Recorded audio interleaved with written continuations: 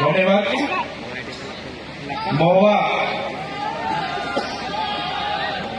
આદિવાસી પંચ દ્વારા આયોજિત સાંસ્કૃતિક કાર્યક્રમમાં આજે અહીંયા ધારાસભ્ય આપણા વડીલ એવા મોહનભાઈ મારા અહીં ઉપસ્થિત સમાજના તમામ કર્મચારીગણ, તમામ પદાધિકારીગણ અને દૂર દૂરથી આજના કાર્યક્રમને નિહાળવા માટે અહીંયા ઉપસ્થિત થયેલા તમામ વડીલો, મુખીઓ, સરપંચો, તમામ યુવાનો, માતા બહેનો, મીડિયાના મિત્રો. ઇતિહાસકારો એવું કહે છે કે આજથી લગભગ 50 થી 60 લાખ વર્ષ પહેલા ધરતી પર જીવસૃષ્ટિની શરૂઆત થઈ હશે. ઇતિહાસકારો એવું માને છે કે વ્યક્તિ માનવની શારીરિક અને માનસિક રીતનો વિકાસ લગભગ આજેથી 40 થી 50 વર્ષ પહેલા પૃથ્વી પર થયો હશે. આ પૃથ્વી પર ધીરે ધીરે જયારે માનવ આદિમાનવ તરીકે જંગલમાં ભટકતું જીવન ગુજારતો હતો, કંદમૂળ ખાય, વન્ય પ્રાણીને શિકાર કરીને ખાય, વનફળ ફળફળાદી ખાય, એ પ્રકારનું જયારે ભટકતું જીવન જીવતો હતો ત્યારે ધીરે ધીરે ધાન્યની શોધ થઈ, અગ્નિની શોધ થઈ અને પોતાના પરિવાર સાથે સ્થાયી થયો. ખેતીની શોધ થતાની સાથે નાના નાના કબીલામાં સ્થાયી થયો અને કબીલામાં સ્થાયી થતાની સાથે સાથે તમે જોયું હશે આદિવાસીનો ઇતિહાસ એવો કહે છે કે ખૂબ જ આદિવાસી કબીલાઓમાં પ્રકૃતિ સાથે રહીને જીવનારો સમાજ, આદિ અનાદિ કાળથી જે વસનારો સમાજ, જેને આપણે મૂળ માલિક કહીએ છીએ, એ આદિવાસી સમાજ એ શાંતિપ્રિય પ્રકૃતિના સાનિધ્યમાં જીવતો હતો. એ સૂર્ય, ચંદ્ર, ગગન, વાયુ, નીરને પૂંજતો તો. નદી પૂંજે, પહાડ પૂંજે, પેડ પૂંજે, વન્ય પ્રાણીને પૂંજે. એના પ્રકૃતિના આરાધ્ય દેવ હતા. સાથીઓ, ધીરે ધીરે ધીરે ધીરે બહારના લોકોના અતિક્રમણો થયા. આપણે ઇતિહાસમાં જે પણ લોકો ઇતિહાસ ભણ્યા છે એમને ખબર છે, આર્યો આવ્યા, હોણ આવ્યા, ડચ આવ્યા, શક આવ્યા, બાદમાં મુગલો આવ્યા, અંગ્રેજો આવ્યા, ફ્રેન્ચો આવ્યા, પોર્ટુગીઝો આવ્યા અને જે લોકોની સંસ્કૃતિ સભ્ય સંસ્કૃતિ તરીકે જેમને આખી દુનિયામાં પોતાની સંસ્કૃતિને ઊંચી માને છે એવા લોકો આપણા દેશમાં અતિક્રમણ કરીને આવ્યા અને આપણા જે રાજા રજવાડાઓ, કબીલાઓ હતા, આપણા સરદારો હતા, એમની સાથે ઘર્ષણ થયા, યુદ્ધ થયા. ઇતિહાસ એવું કહે છે કે આપણો સમાજ ત્યારે સ્વાવલંબી હતો, સ્વતંત્ર હતો, સંવેદનશીલ હતો, શોષણ મુક્ત હતો. એને કોઈ પણ આવે એને આગતા સ્વાગતા સાથે એમનું સ્વાગત કરતો હતો. પણ ધીરે ધીરે જયારે ખેતી અને સંપત્તિની શોધો થઈ અને સંપત્તિના લીધે બહારના લોકોએ આ ધરતીને સંપત્તિ માની, સ્ત્રીઓને સંપત્તિ માની અને એ સંપત્તિ મેળવવા માટેના યુદ્ધો થયા. અનેક લોકોએ આ વિસ્તારોમાં શાસન કર્યા. તમને ખબર હશે 500 વર્ષથી પણ વધારે મુગલોએ શાસન કર્યા. છેલ્લા 200 વર્ષ આપણે બધા જાણીએ છીએ અંગ્રેજોએ શાસન કર્યા અને તેની સામે અનેક જંગો થયા. જયારે દેશને આઝાદીની જરૂર પડી ત્યારે તમને ખબર છે આપણા પૂર્વજોએ પણ ઘણા બધા યુદ્ધોમાં સહભાગી બન્યા. તમને ખબર હશે મેવાડના જયારે મહારાણા પ્રતાપજી ત્યાં લડતા હતા, એમની સાથે પણ રાજા પૂંજા ભીલ ની આખી સેના હતી. હલ્દી ઘાટીનું યુદ્ધ થયું, હલ્દીબાઈની આખી સેના હતી. એ જ પ્રકારે મહારાષ્ટ્રમાં પણ આપણા પૂર્વજોએ ત્યારે ત્યાં પણ તેમના અધિકારો બચાવવા માટે ત્યાં ખૂબ મોટી લડાઈઓ થઈ. મધ્યપ્રદેશની વાત કરું, ત્યાંના ટાટિયા ભીલ, ત્યાંના બધા નાયકો, જે ઝલકારીબાઈ ઝાંસીની હતી, એ જ પ્રકારે ત્યાં પણ ઘણા લોકોએ આપણા વતી આપણા પૂર્વજોએ ઘણા ત્યાં યુદ્ધો કર્યા. તમને ખબર છે તે વખતે ઝારખંડ નહોતું, બિહાર હતું.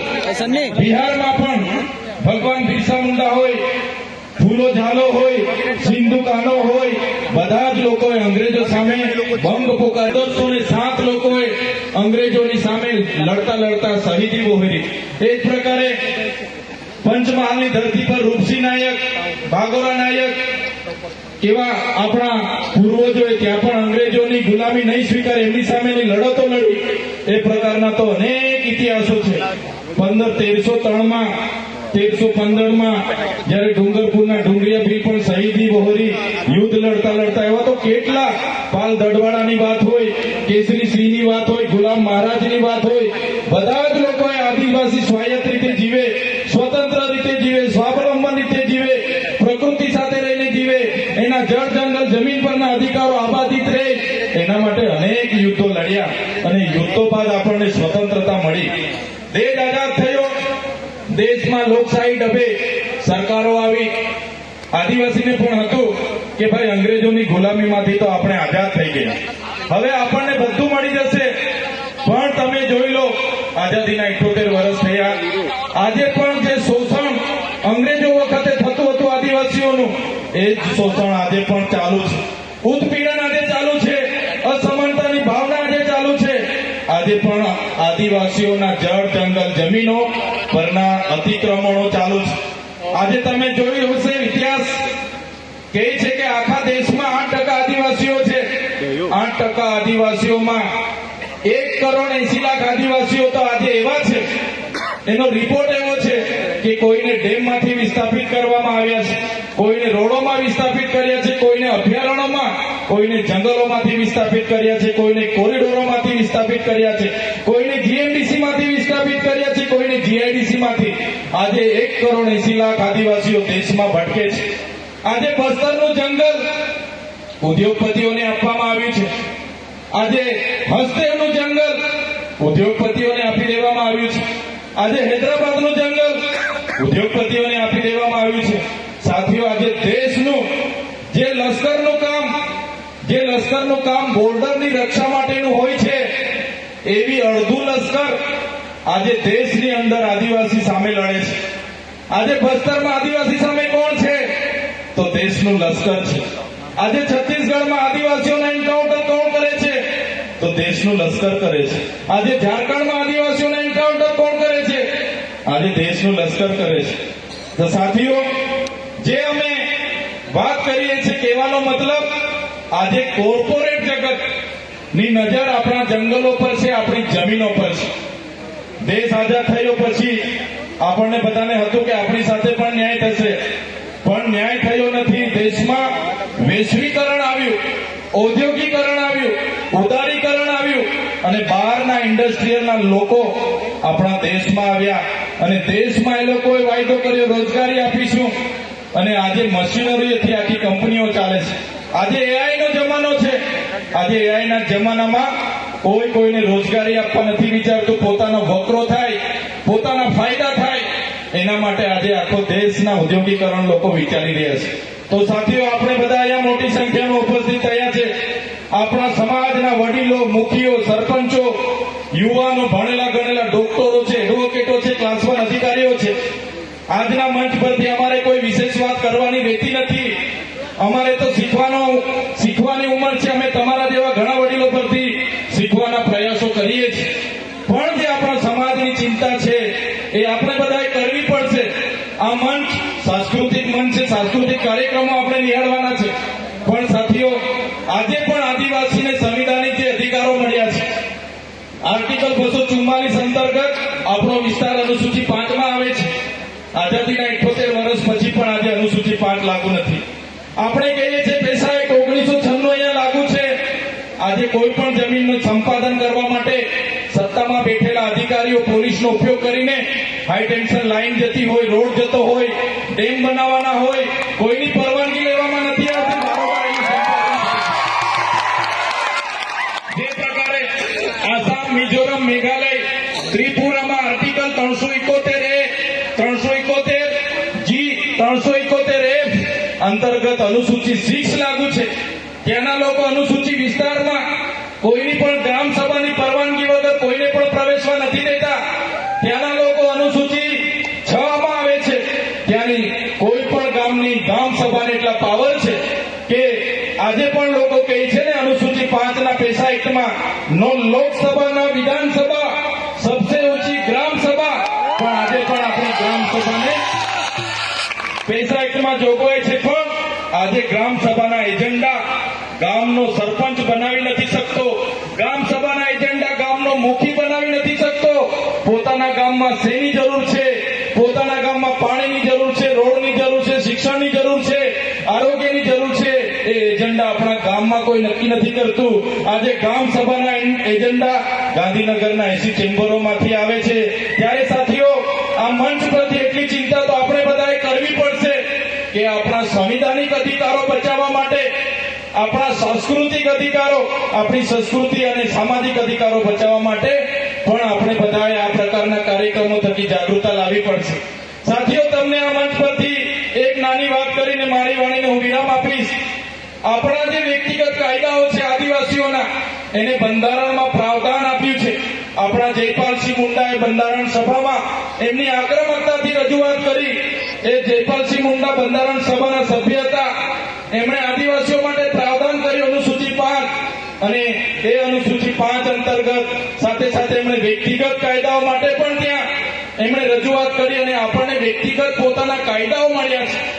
આજે અનામતનો આર્ટિકલ 330 હોય, 330માં આપણને શૈક્ષણિક અનામત મળ્યું છે. આજે આર્ટિકલ 332માં આપણને રાજકીય અનામત મળ્યું છે. આજે અમારા જેવા લોકો ચૂંટાયા છે.